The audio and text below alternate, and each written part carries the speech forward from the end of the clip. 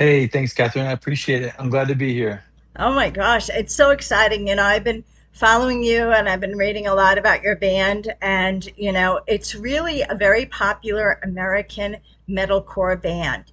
And from what I can see, is you guys kind of started out in the Lancaster, Pennsylvania area. Is that correct? That is, yeah, the band Wow. thing started out in 2003, got signed to a small indie label called CI Records in Mannheim, Pennsylvania. And then I joined in 2006. And so, yeah, we've been doing it for over 20 years now, which is pretty amazing to say. I know, and it goes by in a flash, right? You probably feel like you just started out, right? It does go by very fast. Yeah. Wow. So tell us about the band. So like I know a few of the guys' names, but tell us about how the band was kind of put together, who are the original members, how you guys kind of have all of your little parts in it, and how many people really participate in songwriting.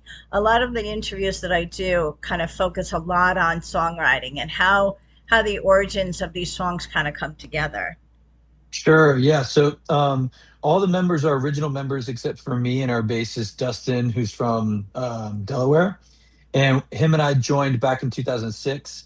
But a lot of these guys, they all knew each other from high school buddies. And, you know, in the early 2000s, the American metalcore was kind of a genre that was kind of up and coming, and it was very underground. And it was a core part of our being when we were younger. I think for us, it was like a place where maybe if you were a black sheep or you're like outside of the normal cliques of school and the world, you would gravitate towards this aggressive sounding music, and it's an evolution from, maybe like Pantera and Metallica, right? It's heavier, it's a little bit more aggressive, but it's rooted from those legends, right? And so they wanted to start a band, a metalcore band, and we were inspired by other bands like Between the Buried and Me, Poison the Well, Hopes Fall, Norma Jean. Um, and I kind of heard about the band when they released their first real record. We would say real record because I guess it was the one that really got the most eyes on it in the beginning stages, was called Thrill Seeker.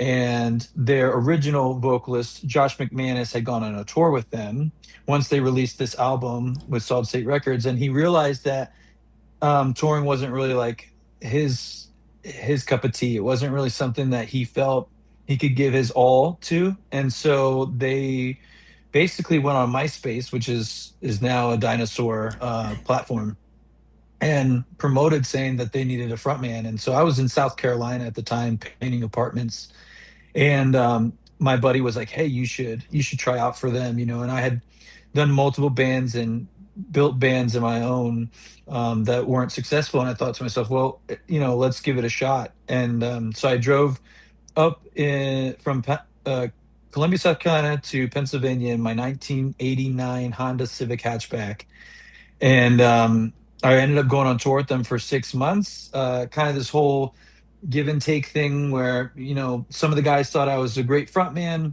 after a tour. Other guys were like, I don't know if he's going to be a good fit. And then I'd go home and I'd come back for another tour. And then the guys who liked me didn't necessarily think that they liked me anymore. And then the guys who didn't like me really, really liked me. So we kind of played this game for a little while, and until we went on tour with a band called Between the Buried and Me. And the singer Tommy Rogers basically sat the band down and said, "Hey, Jake is a great frontman. He's a great vocalist. He's got a really great attitude. You guys would be kind of silly not to keep him." And that's when I became an original member, or a official member, in 2006.